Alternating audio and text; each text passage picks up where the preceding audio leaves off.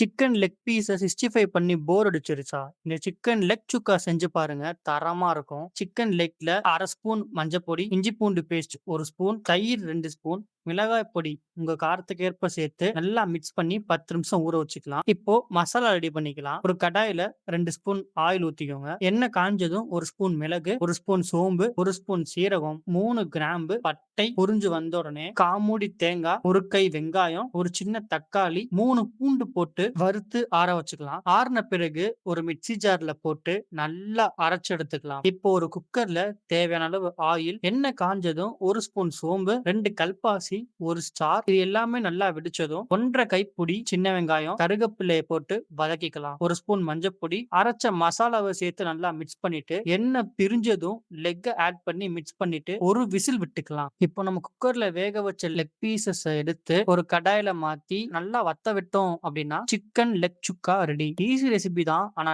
Taste பங்கமா இருக்கும். Try பண்ணிட்டு கமெண்ட்ல சொல்லுங்க.